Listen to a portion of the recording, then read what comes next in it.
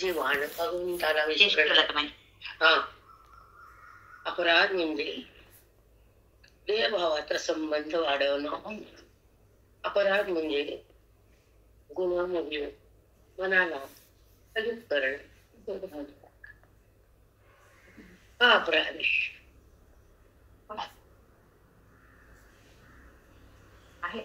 म्हणजे गुन्हाला बुद्धी धारण करणे. आणि अपराध म्हणजे स्वतःला विसरणे. मेन पॉइंट आहे, स्वतःला विसरणे आणि संसारात विसरणे, न खोट्यामध्ये रमणे. एक पॉइंट बरोबर आहे की रमती बुद्धी. रमणं हा दोष, व्यवहार करणं दोष नाही. रमणं आणि ते आवडणं हा दोष आहे. इथे तुमच्या घरातले खूप रमले, रोज बघताय तुला किती असतो आपण, किती रिंगण आहे कुणीकडे. खूपच माझं आहे ते नाही, ते तुमचं आहे. ही ओळख आहे ना, निश्चय अन्यधार आहे ना. इथं आनंद आहे, ह्याच्यातही मी. पण हे नाही मी. काही काही पॉइंट्स वर आपण जागा व्हावे व्यवहारात सुद्धा. कुठला पॉइंट? आणि अव्यवहार हे ज्ञानाचे टप्पे येतात.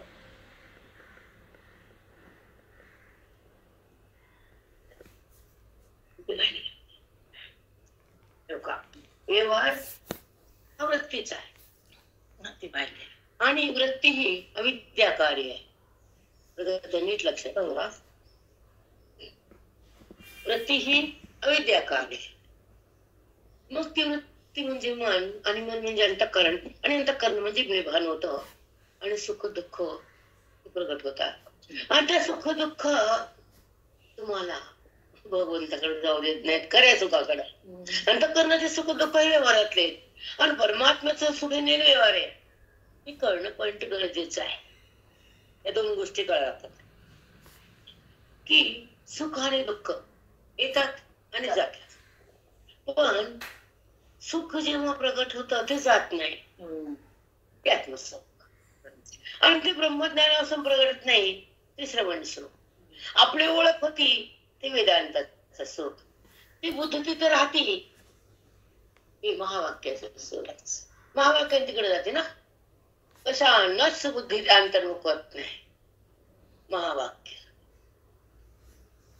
आणि महावाक्य ब्रह्मवेत्याकडनं सद्गुरूच्या मुखातून जो श्रोत्रिय ब्रह्मनिष्ठ आणि कृपाळू या तीन गोष्टीनं मजबूत आहे, तोच महावाक्याचा बोध घेऊ शकतो आणि महावाक्याचा अनुभव घेतो आणि जगाला पण देत राहतो. तो श्रोत्रिय ब्रह्मनिष्ठ कृपाळू. श्रोत्रिय म्हणजे वेदाचे श्रवण करणं आणि वेदाची मजबूत बैठक ज्ञानाची बसवणं आणि अंतःकरण भगवंतात लीन करणं आणि त्या बुद्धीला ब्रह्मत्व पद देणं, त्याला म्हणतात श्रोत्रिय. असे पॉइंट येतात बघा ना, एका मागे एक. ही श्रोत्रिय कशाला म्हणतात? श्रोत्रिय म्हणजे वेदांताचं चिंतन.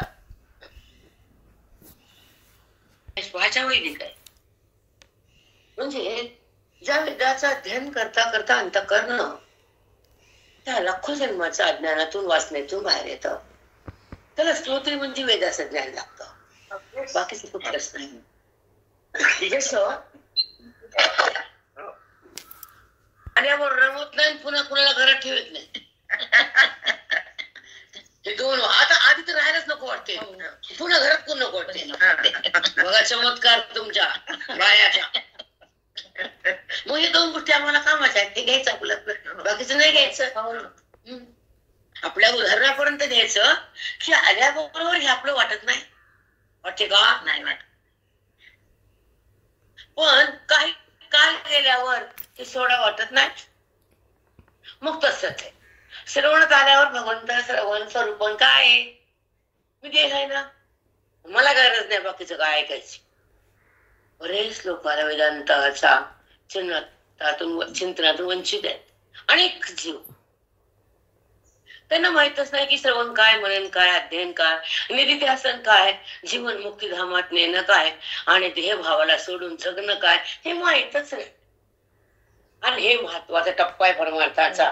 बुद्धीला देहभावातून काढायचं, आत्मरंगात रंगवायचं आणि सुख तिला भोगायला द्यायचं आणि बुद्धीला ब्रह्मत्व करायचं, परमार्थ संपला.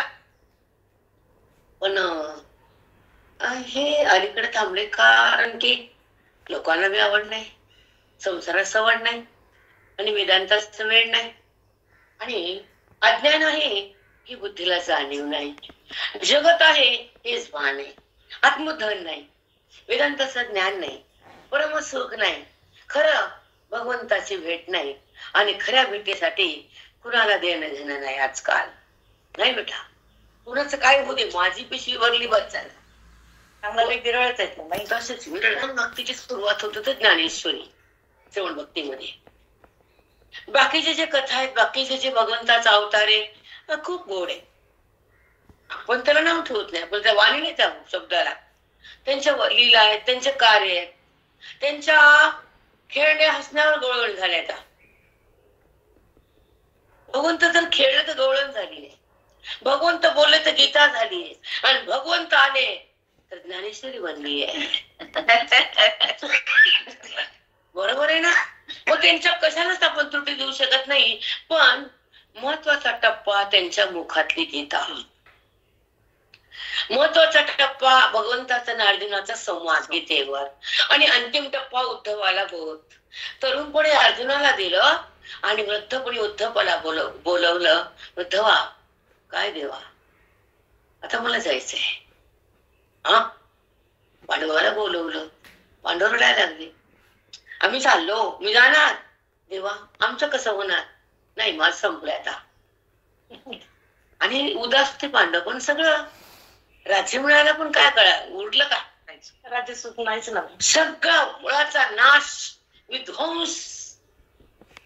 त्यांचे बरोबर गिरणपाचे पांडवाचे एक अवतार राहिला, ते उत्तरेच्या गर्भातलं एकच पिल्लू उरलं, किंवा परीक्षित एकच उरलं, त्याला चक्र सोडलं होतं ना. हा, पण ते भगवंतानं शेवटचा अवतार. मग तिथून त्यानं भागवत वगैरे ऐकलं परीक्षित राजानं, तिथून पुढे सगळं थांबले. मग पांडव म्हणले, काय करा तुम्ही, जे सांगता आम्ही काय करा. ते आम्ही ते नवरा बायको रानात गेले, वनात का म्हणून तुम्ही जर वाईट वागलात ना, तर तुम्हाला माफ करत नाही ईश्वर, हेच लक्षात ठेवायचं. कळालं का उत्तर? हे दोघं जण गेले रानात, हे आंधळी. तसंच आहे ना, मी लेकरांना आवडलं नाही, कुणाला बघितलं नाही. किती मोह होता त्या म्हाताऱ्याला. 5 गाव दे म्हणले ना फक्त, राज्य तू घे, तरी ते बोल का? म्हणून बाप ते बाप असतो, दुसरं कोणीच नसतं त्यासारखं असतंय. तो महाभारतचा भाग आहे. पण भगवंताने सांगितलं की उद्धवा, आता तुम्हाला जायचं नाही, या मला जायचंय, घेऊन जा. उद्धवाला खूप वाईट वाटलं, पण खूप प्रेम होतं उद्धवाचं, भयानक. ज्ञानामध्ये थोडस गर्व झाला त्यांना. मग त्यांना गळ पाठवून ते पत्र पाठवून त्यांना पुन्हा भक्तीकडे आणलं. असं असतं बेटा, कुणाची काय त्रुटी भगवंताला कळते, अगदी कळते. म्हणून भक्तीच्या नंतर ज्ञाने आणि ज्ञानानंतर पुन्हा भक्ती. असं ते माहित नव्हतं. ज्ञानानंतर भक्ती सांगते कशी भक्ती. जेव्हा ज्ञानाची स्थिती उत्पन्न होती, संत संगती येते, सर्वनाकडे बुद्धी जाते, आणि आपल्याला आपल्या उद्धाराची तळमळ तयार होते. अध्यात्म हातात येतं, समोर संत येतात, आणि ग्रंथाचं अवलोकन होतं, आणि तेव्हा मन शांत होतं. ते मनात अध्यात्म राहतं.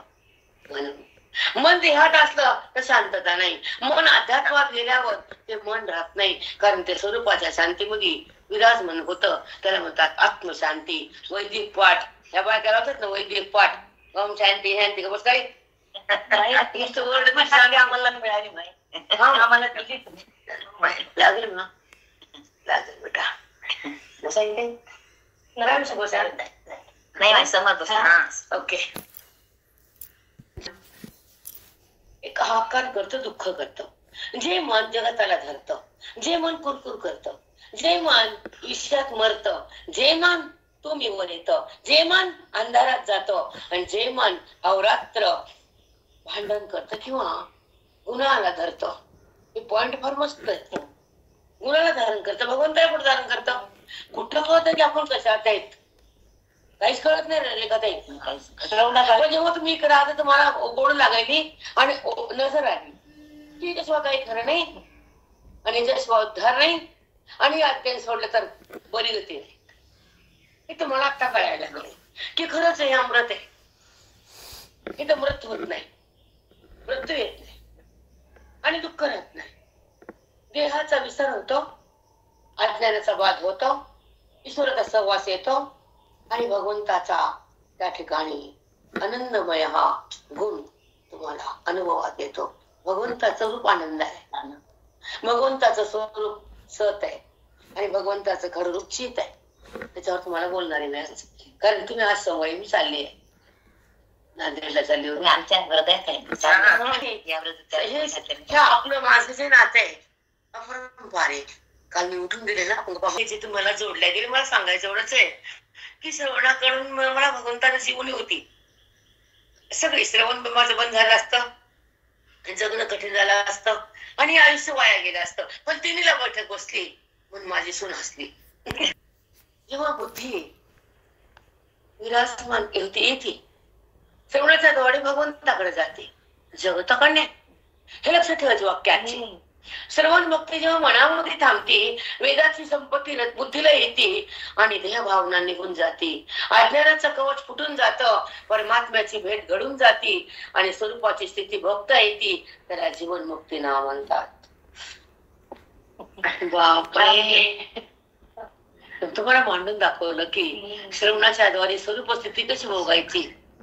हॅलो बेटा, प्रेरणा कसं नष्ट होतं आणि मन ईश्वरामध्ये कसं एक होतं आणि आत्मस्वरूपाला कसं पाहतं आणि आत्मस्वरूप जाणता जाणता आत्मरूप होतं आणि त्या सुखामध्ये विगरून जातं. तेव्हा देहाचं भान संपतं, जडाचं जाणीव संपत्ती आणि वृत्ती बाजूला जाती, परमात्मा प्रगट होतो आणि त्या परमात्म्याच्या अनुभूतीला द्यायला येते.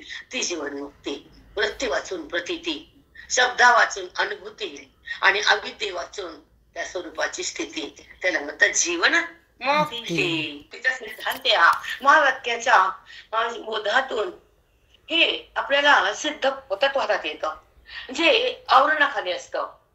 जे तत्व बुद्धीमध्ये प्रगट होतं ते आत्मतत्व, जे माहित नसतं ते ब्रह्मतत्व, जे व्यापक असतं ते ब्रह्मतत्व, जे आत आहे ते आत्मतत्व, आवरणात आहे मन बंधन आणि त्याला नष्ट करणारं ब्रह्मज्ञान. खूप सुंदर चिंतन. कसं जायचं, पाहणं वेगळं आणि त्या भगवंताकडे बुद्धीनं जाणं वेगळं. बुद्धी जाणं म्हणजे मन बुद्धी एकच, वेगवेगळ्या असतात, त्याच्या एकच टप्पा आहे त्यांचा. पण भगवंताकडे जाणं ही ब्रह्मविद्या आहे आणि देहाकडे येणं ही अविद्या आहे आणि मीच आहे म्हणणं ही भ्रम आहे. या तीन गोष्टी सांगू बेटा, तीन गोष्टी. प्रेरणा सगळ्याला डबल ऐकू दे बेटा. भगवंताकडे जाणं म्हणजे ब्रह्मविद्या, ती देहात राहणं म्हणजे अविद्या आणि मीच आहे म्हणणं म्हणजे भ्रम. देहात राहणं नाही, देहाकडे जाते राहती सता सारखं प्रभाव देहाकडे राहती तर आहेच आहे, पण जाती आधी मग राहती गेल्याच्या कसं आहे. बुद्धी हा अविद्येचा शक्तीनं तिचा प्रवाह देहाकडे, ही बुद्धीची शक्ती मला माहित नाही आणि ऐकायला पण माहित नाही. बुद्धीचा प्रवाह जगताकडे कसा, बुद्धीचा ओढा देहाकडे कसा आणि बुद्धीला संबंध जडाचा कसा. सांगते ना वाक्य बेटा. बुद्धीचा संबंध देहाशी कसा, बुद्धीचा ओढा जडाशी कसा आणि बुद्धीचा कल जगताकडे कसा. बुद्धीचा संबंध देहाशी, बुद्धीचा ओढा जडाशी आणि एक गेलं माझं पण डबल येत नाही मला. बुद्धी म्हणजे जीव. बरं लक्षात घ्या, काही काही लोकांना कळत नाही बरी भाषा वेदांताची आणि मग साधकाची उन्नती होत नाही आणि ज्ञानाची संपत्ती भोगता येत नाही. सुख मनाला कळत नाही आणि दुःख ते टाकता येत नाही. त्याला भगवंताची जाणीव होत नाही आणि जगताची जाणीव थांबत नाही. वृत्तीला ते आत्मसुख कळत नाही आणि देह सुख त्याचं संपत नाही. ते सुख तिला भोगता येत नाही कारण ते सुख सुख नसतं, सुखाचा भ्रम असतो, सुखाचा आभास असतो. म्हणून संसारी लोक दुःखात असतात. किती वैभव असू दे, किती संतती असू दे, किती संपत्ती असू दे, पण सुखाचा त्यांना स्पर्श नसतो, कारण तिथं अविद्या असते. पण प्रत्येक जीवाचं ते, एका जीवाचं नाही. प्रत्येक जीव हा जन्मताना विद्येमध्येच असतो, जन्मच अविद्येमध्ये. मग कोण पण असू दे, राजा असो, गरीब असो, श्रीमंत असो, सेवक असो, नोकर असो, काय असो, पण त्याच जन्म अविद्येमुळेच आहे. संबंध बुद्धीचा देहाशी भ्रमामुळेच आहे, आणि बुद्धी भगवंताचं कळणं श्रवणामुळेच आहे, भगवंताची भेट मोक्षामुळेच आहे, आणि भगवंताची शक्ती वेदामुळेच आहे. हे कळणं होत आपल्याला. हे शब्द मिळत नाहीत, न प्रवचनात न कीर्तनात, कुठे नाही. आणि मी बोलायला कधी येत नाही. माझं खरं आहे, मी खोट असत मला भेले असते, तुम्हाला काय म्हणून भेलो सांगा तुम्ही. तुमच्या पर्स मध्ये रुपये आहे आणि माझ्या पर्स मध्ये 1 लाख आहे, तर मी म्हणते माझी भारी पर्स चुकले का? आहेच ना, आहेच खरं. ते तुमच्यामध्ये 10 रुपयाची नोट आहे, तुम्ही नाचायले, आणि मी म्हणते माझ्या पर्स मध्ये 1 कोटी आहे. तुमच्या 10 रुपये मोजते का मी? तुम्ही तरी नाचता माकडावनी, ते नाचणं 10 रुपयाचे, हे मामाला माहितीये, म्हणून आपण डरते नाही किसको. इथंच बर का कशाला ज्ञानाची असावी. भ्याव कुणाला अज्ञानाला, भ्याव कुणाला भगवंताला, भ्याव कुणा संताला, भीती ग्रंथाची गोळी कळलं नाही. एक सांगू का तुम्हाला, 1च मिनिटाचं हे करते. ईशाचा बुद्धीशी संबंध आहे, परमात्म्याचा. ज्ञान म्हणजे परमात्मा आणि अज्ञान म्हणजे जगत. ह्या 2 गोष्टीचा उहापोह करण्यामध्येच श्रवण भक्तीनं आपला उद्धार होतो आणि ईश्वराचा आधार येतो. जो देहाचा आधार घेतलेला असतो निघून जातो. देह मी, माझा देह वाटतो मनाला बुद्धीला, देहाच्या आवडीती, देहाला कोणी बोलले की राग येतो, आणि देहाच्या संबंधाने व्यवहार होतो, आणि देहाला माझा मान द्यावा, देहाला माझा प्रेम करावं. ह्या सगळ्या ज्या मनातल्या ज्या अवस्था आहेत ना बुद्धीच्या तरंग, ते बंद होतात, विरक्त मन होतं. देह कुणाचा आहे? काळाचा आहे. देह पंचभूताचा आहे, पंचकरणात कळतं. देह पंचभूताचा आहे आणि तो साठा त्या भगवंताचा आहे, आणि आत बसलेला भगवंत आहे, कारण ते पंचमहाभूताला एकत्र करणं त्याचं काम आहे. आणि श्वास घेतो तोच, त्याचं नाव जीव. तो घेतो ना श्वास. तुम्ही झोपल्यावर कोण घेते श्वास? तुम्ही जागा माणसाला टाकून ना, तुम्ही झोपी गेल्यावर श्वास घ्यायचा कळतो का? श्वास बंद होतो का? कारण तो तिथे श्वास घेतो. सोहम हे सो टाकणार काल म्हणते की सोहम घ्या. मला अगं जाऊ खूप थकायला व्हायला मला, सकाळचा टाइम लागला, आणि सांगितलं तुम्हाला कोण करत नाही रोज पण, आणि मला पण क्लास घेणे होत नाही. सकाळी 1/2 घंटा पाहिजे. ओंकारांगडी आपल्याला ध्यान लागताना एक ती शक्ती तयार होती आपल्या बुद्धीला, बोले तर ते ओंकारानंच राहायला पाहिजे, पण ते आपण ते करत नाही. तर माझं मी थांबले तर मलाच काय शिकू, मीच करत नाही. तुम्हाला याबद्दल माझा बोलण्याचा अधिकारच नाही. जेव्हा आपण स्तब्ध होतो तर ते ध्यानाला सुरुवात होती, आणि अंतःकरण स्वच्छ होतं आणि मन शांत होतं. त्या भगवंताचं दर्शन होतं, आणि हा अंतःकरण पवित्र होतं ध्यानानं. मग ध्यानात ध्यान विशेष आहे, होय पण आहे, पण आपण करत नाही ध्यान. ज्या पांडुरंगाची मूर्ती समोर आणायचे, गुरुदर्शन घ्यायचं, त्याची पूजा मानसिक करायची, नंतर ते ओंकार. पण आपण सध्या माझं तर बंद आहे, फिरणं चालेल. बघा ना कशी वागते मी, किती लेट व्हायला माझं झालं. मी कधीतरी यावर पाहिजे, अध्ययन सतत पाहिजे, वृत्ती पावन पाहिजे, विचार सतत पाहिजे, विवेकात जोड पाहिजे, सद्गुरूत आशीर्वाद पाहिजे, श्रवण मनात पाहिजे, हृदय ईश्वरात पाहिजे, बोध हृदयात पाहिजे, ऐक्य वृत्तीला पाहिजे, आणि त्या पांडुरंगाची भेट जागेवरच पाहिजे. होती की नाही? आत्मचिंतन तेच होतं ना, परमात्म्याशी बुद्धीचं मिलन होतं ना, म्हणून तर आतील मिलन झाले दर्शन. हरी दिसे नाही ना, आतील मिलन झाले दर्शन, हरी दिसे नाही ना. हरीला दर्शनानंतर काय दिसतो? हरीच हरी दिसतो, की आतील मिलन. ते मला तर जाळते माहिती सर, ते छान लागतं. मग त्याशी बहिण मला तयार नाही. सुस्ती पाऊस यायला, गाडी हलतीये, सोर नाही लागत, आणि आधीच कुठं आवाज पिवायचे, आणि त्या म्हणतात मला म्हणा, माझं काही मन नव्हतं आणि आठवत नव्हतं. त्यामुळे ना झाले दर्शन हरी दिसे नैना, हरी दिसे नैना, सखे ग वृंदावनी जाऊया, सखे ग मुरलीधरा पाहूया, सखे ग वृंदावनी जाऊ. त्या वृंदावनामध्ये तो कृष्ण आहे आणि ह्या वृंदावनामध्ये हा कृष्ण आहे.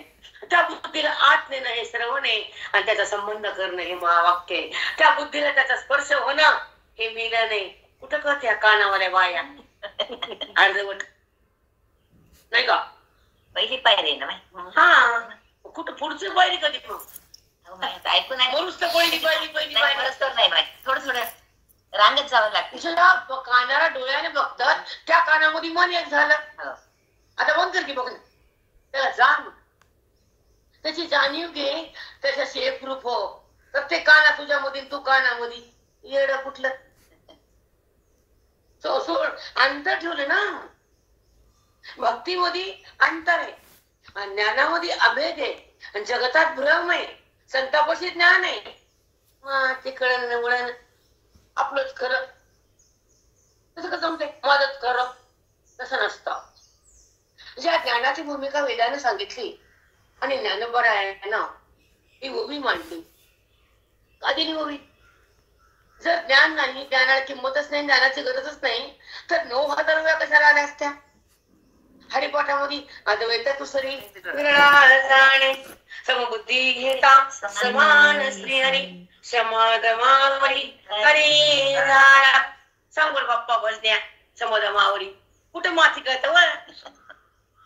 आम्ही म्हणतो आम्हाला काय करते. सम आणि दम जेव्हा प्रत्यय प्राप्त होतो मग तो हरी होतो. इंद्रियाचा निग्रह, मनाचा निग्रह कर आणि हरिपाशी जा. मग हरिपाठ मन नाचत नाचत नाचत. कुठं कळतं? समंदम समाधमावरी हरी झाला.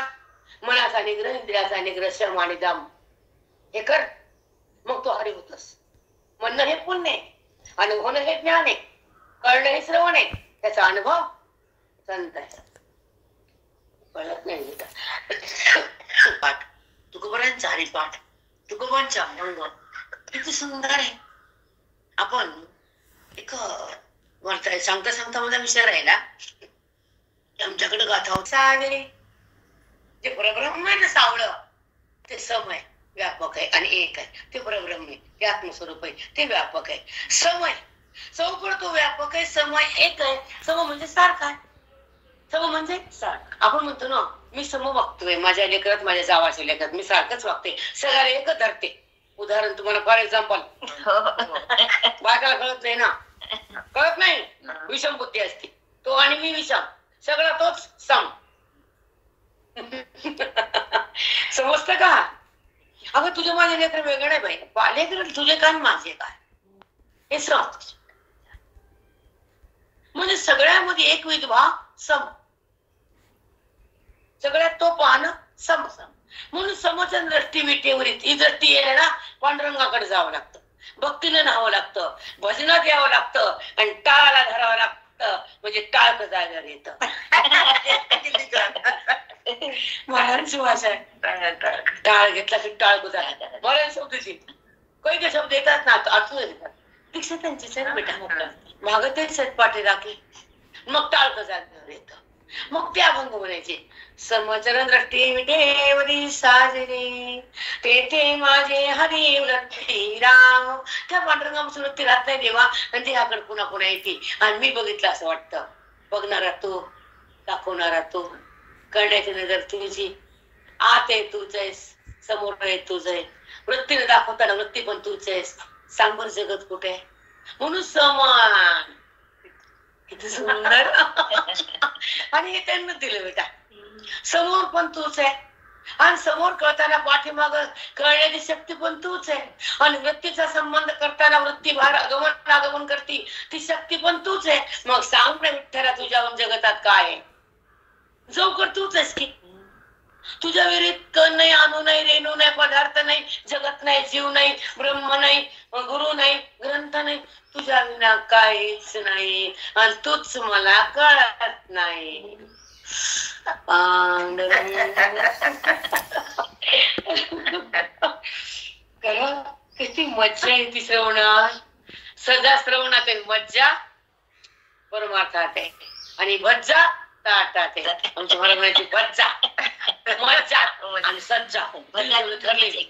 भजा 2 रंगाचं.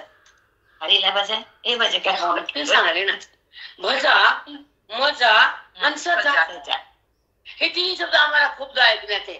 आणि सांगा कुठं वाढली मी? संतापाशी. ज्ञान कुणाचं? संताचं. जागा कुणाची? गुरुजीचा मठ. आणि बाकीची वटवट कशी गेली? गुरुजीचा मठ नाही वटवट.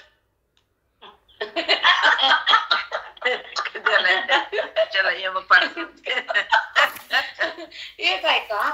सम म्हणजे सारखं, सम म्हणजे एक, सम म्हणजे स्वरूप, सम म्हणजे त्या भगवंताची सगळीकडे आपल्याला अनुभूती. कारण तो आहे तर आपल्याला कळणं त्याची सत्ता आहे. आणि त्याचं ऐक्य होणं ही अनुभूती, त्याच्यामध्ये बुद्धीनं जाणं, श्रवण भक्ती, त्याचं एकरूप होणं, ज्ञानाची प्राप्ती आणि त्याचा स्पर्श होणं मोक्षाची स्थिती.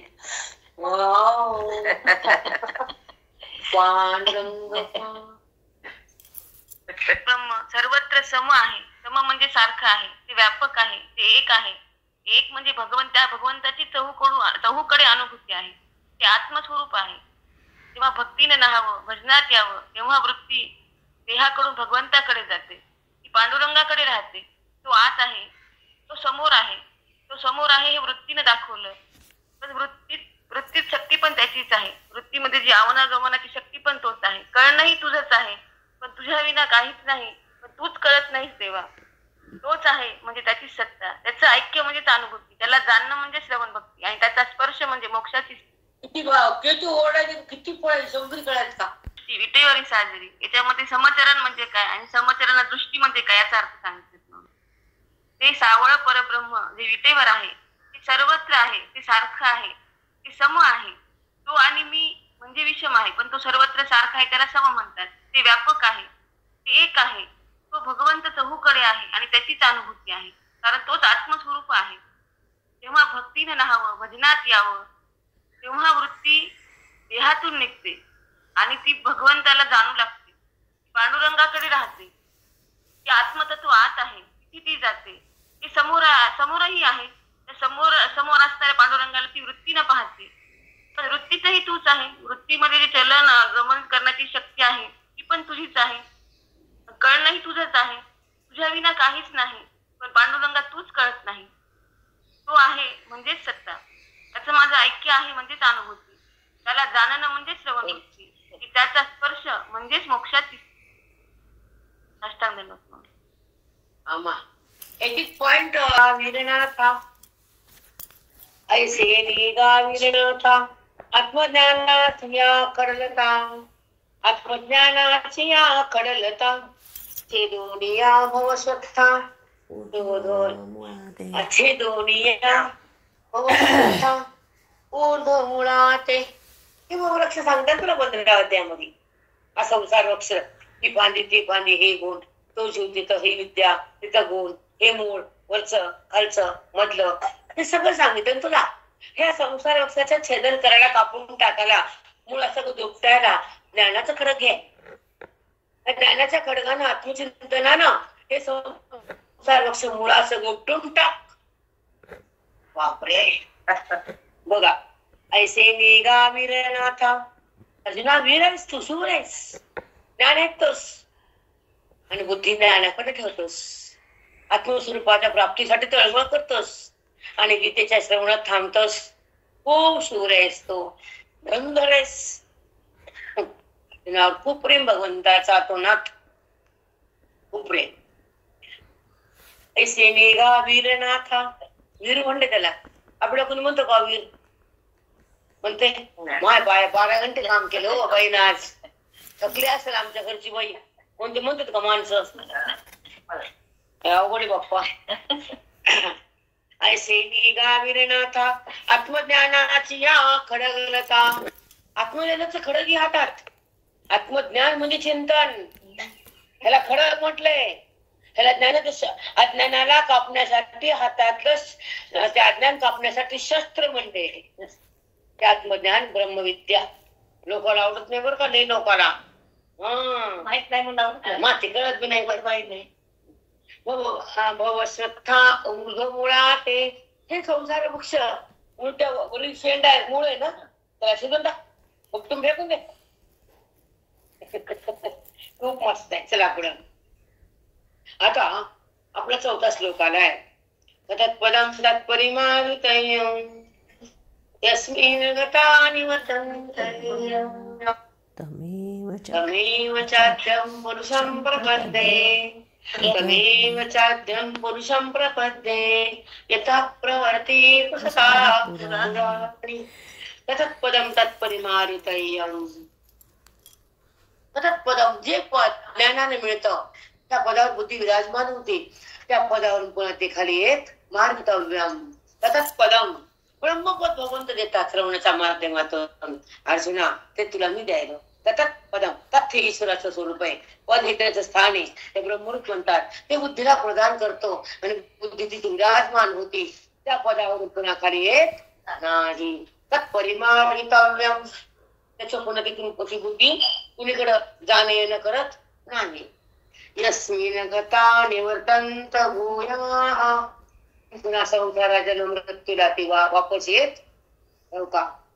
यस्मिन् गता निवर्तन्त भूयाः. तिथून त्या वृत्ती सगमना तिथून निवृत्त होत नाही आणि त्याच्या जन्म मृत्यूकडे येत नाही. तमेव चाद्यं पुरुषं प्रपद्य यतः प्रवृत्ति प्रसृता पुराणी. ऐका. तमेव चाद्यं पुरुषं प्रपद्ये. चाद्य म्हणजे आद्य. अशा आद्य ब्रह्मस्वरूप पुरुषाला ती बुद्धी शरण गेली आणि त्या भगवंतापासून जाऊन राहिली. चाद्य म्हणजे आद्य. आद्य म्हणजे जगताच्या आधी जगताला उत्पन्न करणारा, जगताला धारण करणारा आणि जगताचा त्याचा शेवट होणारा तो आद्य पुरुष परमात्मा आहे. त्या आद्य पुरुषाला मी शरण आहे. त्या परमात्म्यात मी जाणार आहे. ते तुम्ही आले तिथून तुम्ही बाहेर येणार नाही. त्याला म्हणतात तमेव चाद्यं. पुरुष म्हणजे आद्य पुरुष परमात्मा ब्रह्म आत्मा. त्या पुरुषाला मी शरण आले आणि तुम्ही एकरूप झाले. यतः प्रवर्ती प्रसता पुराणी. बघा ऐका. यतः प्रवृत्ती प्रसता पुराणी. ज्या पुरुषाला मी शरण आले त्या पुरुषामध्ये मी अभिन्न झाले. त्या पुरुषाला मी वापस येत नाही. असं ह्या श्लोकाचा भावार्थ आहे. प्रवृत्ती प्रसता पुराणी. ज्या ब्रह्मबुद्धीच्या ठिकाणी बुद्धीची प्रवृत्ती झाली ती वृत्ती पुन्हा सरकत नाही. काय रे म्हणजे आपण पुन्हा श्लोक म्हणतो ना काहीच करतो काय करतो समजत नाही. आणि एकाच शब्दात सांगितलंय तमेव ते. चाद्य म्हणजे आधी. आधी म्हणजे आत्मा. जगत उत्पन्न व्हायच्या आधी जगताला धारण केलं जगताच्या मध्ये आणि जगताचा प्रलय त्याच्या मध्ये होतो शेवटी. म्हणजे तिन्हीकडे तूच आहे. मग त्या आद्य पुरुषाला मी शरण आले. त्या पदावर बुद्धी गेली. त्या पदावर ती बाहेर निघत नाही. प्रवृत्ता प्रसता ती प्रवृत्ती बाजूला सरकत नाही. चांगला साध्या भाषेत शिकावं बेटा. साध्या भाषेने साधी भाषा आहे. हे म्हणतो बायका मला जे डोकं सरकत का त्याच्यामुळे सरकत. बोट फिरून फिरून परीक्षा आणि बुद्धी जागी कधी होणार. बोट फिरू फिरू बेजार दुसरं येतच काय दिला सांगा. काय प्रगती काय लोक. आम्ही वाचू नका म्हणत नाही. आम्ही पाप करा तुमच्याकडे सांगते आम्हाला काय कुठे खड्ड्यात पडा आमचं काय. पण हे चुकीच आहे. तुम्ही 10 श्लोक लावून घ्या. एक अध्याय पुन्हा पुन्हा वाचा आणि एका श्लोकात काय सांगितलं एक एक शब्द कळून घ्या. मग ती कळलं तत्पदं तत्परिमाणितयं. त्या मार्गावरून बुद्धी खाली येत नाही. तत्पदं ते पद आहे ईश्वर आहे. तिथे जाती श्रवणातून मुक्त होती. स्वरूपामध्ये अभिन्न होती. देहावरून भिन्न होती. परमात्म्याचे आलिंगन देती. सुखामध्ये विराजमान होती. वेदांताची शक्ती येते. हृदयाला भक्ती होती. पांडुरंगाची प्राप्ती होती आणि ती बुद्धी राम होती. इतकं तरी कळायला नको. आणि मुडक खाली तुत्तरवरी दुसरं काय हो. तुम्ही असं काम आहे असं पण ज्या ओवीतला हृदयामध्ये जो भाव तयार होतो ते जर होत नसत तर तुमच्या वाचण्याला हातात येणाऱ्या गाण्याला डोंगण्याला काय अशी कवडी कवडी कवडी असू दे बायका राजू दे न मला माझं बोलणं बंद होते मला देणे घेणं त्या बायकाची न बोलायला पुढे करायचे का मला कुणाची बोल जे खरं ते खरं ते आहे भागवत आणि त्या श्लोकाचा भावार्थ गीतेमध्ये बघ मानव ईश्वराचं कृष्णाचं मनोगत ते जर तुम्हाला कळत नाही तर काय उपयोग काय तुमचं पारण जपून नव्हे पारायण पुण्य तुमच्यापर्यंत आलो ना आम्ही झालं ना बघा तोंड बंद आमचं मग त्या बघून त्याचं बोलणं तुला लावून घे ना माय होतं का त्या बाईला आणि मी बोलत त्यांना लागत आणि त्या लागत तिला भीती कमी आपण नाही भेटत त्या बायकांना आणि का म्हणून भिऊ सांगा का म्हणून भिऊ तुम्ही करा पण त्याचं वर मोचित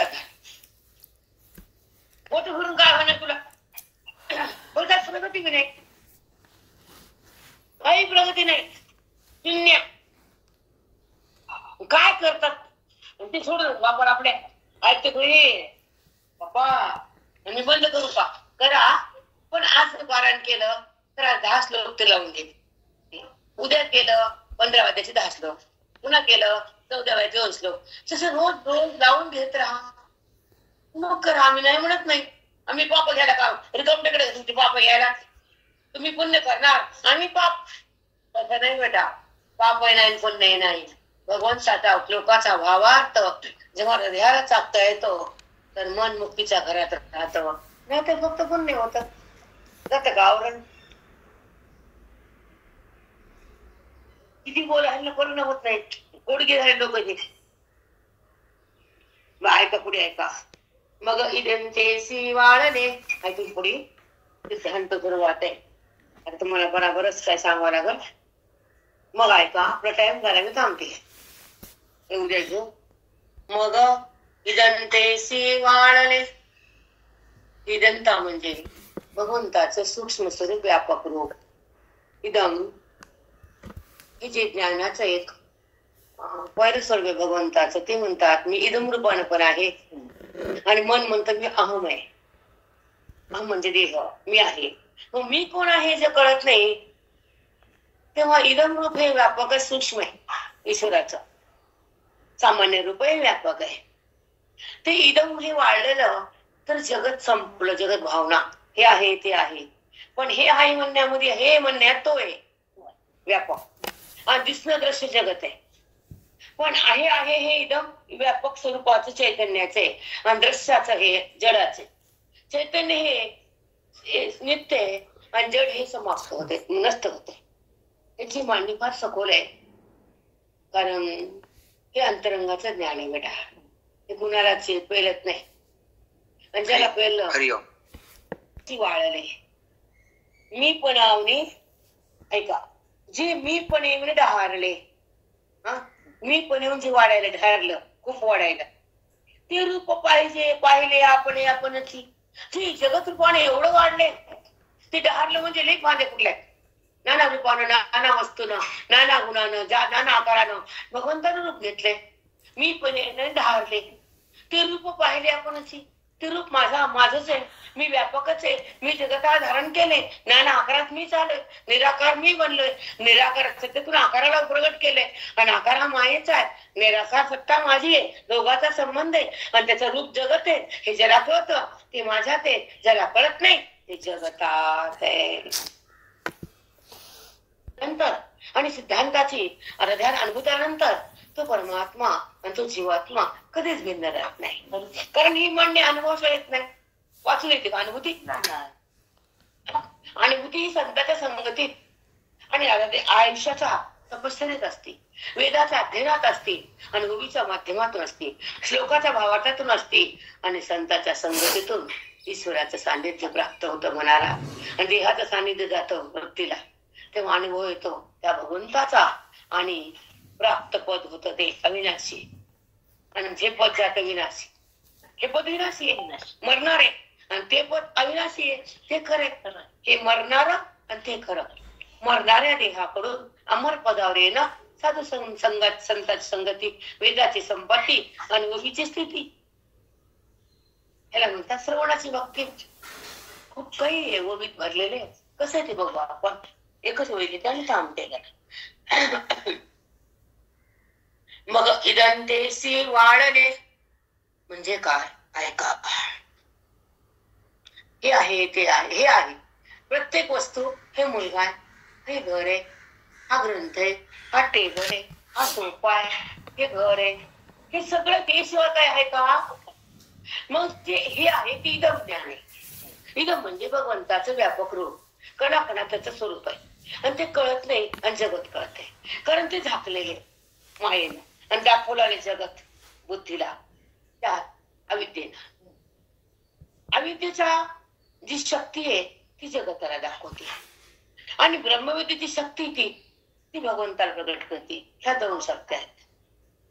ह्या दोन शक्त्या ज्यांना कळतात ते भगवंताला मिळतात आणि हे ज्याला कळत नाही ते देहात रमतो आणि तो जे पिंड ह्या मृत्यूलोकात फिरतो त्याला तिळाचं पण द्यावं लागतं मग श्राद्ध पक्षाला.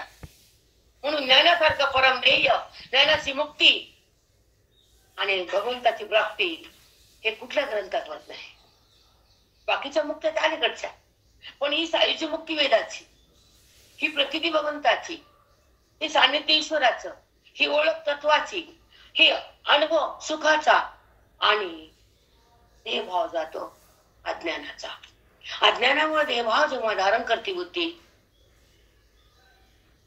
तेव्हा त्या भवसागरातून जीव करून जातो. म्हणून तो वेदांताला किंमत आहे. आणि तुम्हाला ते कळत नाही हे तुमचा दोष आहे. मग आता म्हणलं बोट फिरून काय करणार तुम्हाला? एक अध्याय त्या दिवशी वाचा, पूर्ण चिंतन घ्या, अर्थ वाचून घ्या. पण ऐकते का हे दांडगे लोक? ते म्हणतात आम्ही करणार, मरू दे आपलं काय. त्यांचं त्यांना नुकसान आहे. ऐकत नाही तर मरा ना, आमचं काय चाललं. पण आज्ञाला मारा कुठं कळत आहे? श्लोकाच्या शक्तीनं हृदयातलं अंतर, जे भगवंताचं अंतर आहे ते संपत. वृत्ती देहात आहे ती बाहेर निघते. बुद्धी विकार आहे तो भस्म होतो. जगताचा आकार आहे तो बाधित होतो आणि निराकार प्रगट होतो. हे गीतेचं फल आहे. वाचून नाही कळत, नुसतं कर्म करून कळतं का बाहेर? आता त्या श्लोकाच्या मोठी बुद्धीला प्रवेश करायला लावायचा. आता आपलं श्वास कमी येता, देह पडणार आहे तरी मोठे फिरवायचे. तिथे अर्धांड बायका आहेत. बुद्धीवर का बायका म्हणजे बाई बुद्धी म्हणजे स्त्री. आणि ती अर्धांड आहे. ती म्हणते फक्त त्या ओवीला बघणार आणि माझं मी काय करायचं ते करणार, कारण तिथे केवळ पाप असतं, कारण आवरून टाकण्याचं तप नसतं. देहभाव टाकायची इच्छा नसते आणि ते टाकता येत नसतं. ऐकून ऐकून जर कळालं तिला तेवढा अधिकार नसतो. ते बुद्धीला निवृत्त करणं, आत्मस्वरूपामध्ये मनाला आणणं, आपल्या स्वरूपाची जाणीव होणं आणि मी भगवंत आहे हे कळणं, हे आमच्या गीतेचं फल आहे, ओवीचं फल आहे. मग ती कळतं का? आम्ही हेच करणार मी म्हणते मरा. खरंच किती विचित्र लोक आहेत. कारण अट्टहास कोणत्या गोष्टीचा न कळणं हा अट्टहास आहे. कळण्याचा कुठं अट्टहास आहे? ज्या ओवीमध्ये मग इदंतेसी वाळले, जगताची इदंता संपली. जगत आहे, घर आहे, देह आहे, भूत आहे, आणि सगळ्यात तोच आहे. कुठं घर आहे, कुठं देह आहे, कुठं वृत्ती आहे, कुठं गुण आहे, कुठं जगत आहे, कुठं विषय आहे, सगळ्यामध्ये व्यापक तो आहे. मग आहे जगताचं संपलं, इदंतेसी वाळले विनिराहारले. बघा हे जगत आता आहे का त्याला दिसायला तर नाही. मी पण विनिराहारले स्वरूप दिसायला का? जगत स्वरूप कळायला का? त्याच्यामध्ये परमात्मा आहे समजायला का? बुद्धी भगवंतात शिरायली का? अहम रूपानं उरायला नाही का? स्वरूप तिला धरता यायला का? जगताला धरलं ते ना.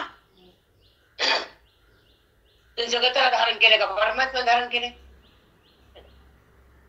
म्हणून आज्ञा कुठं समजतं प्रगत आहे. म्हणून दुःख आहे ना. मग खूप दुःख आहे. म्हणून अभिमान काही कामाचा नाही. आत्मत्वाची जाण असावी. अभिमान मातीत घालतो, अज्ञान दुःख देतं आणि संत सुख देतात. ग्रंथ बरोबर रूप करताय म्हणून तर आयुष्याच्यात घालायचं. बाहेर कळून आपला टाइम कमी राहिलाय. ते टाइम संसारात घालू नये, डुडू करू नये, संसारात चित्त करू नये. ती अशी म्हणली, मी अशी म्हणली, ती अशी म्हणली. बाप्पा बाप्पा मरूच तर तेच का वट वट वट वट वट वट. आता सरकायचं, स्वच्छंद जगायचं, आपल्या आपल्या आयुष्याचं कल्याण करायचं. बाकीचे हे गाणे फेकून द्यायचे. हे गाणे घरात नाही, मी पुढे बोलत नाही. परमार्थाला आडवे येणारे गाणे. अविद्या आणली ती, अविद्येमुळे हे आवडते. आणि ह्यांचं नातं अविद्येमुळे घट्ट होत आणि त्यांचं भाषण आज जातं. असं केलं, असं म्हणलं, असं बघलं, असं झालं. दुसरा काय विषय आहे का?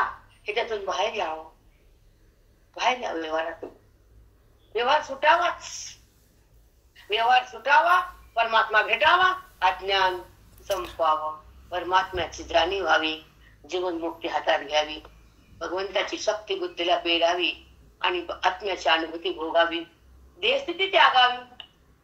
हे समजावं बेटा. आता ऐका.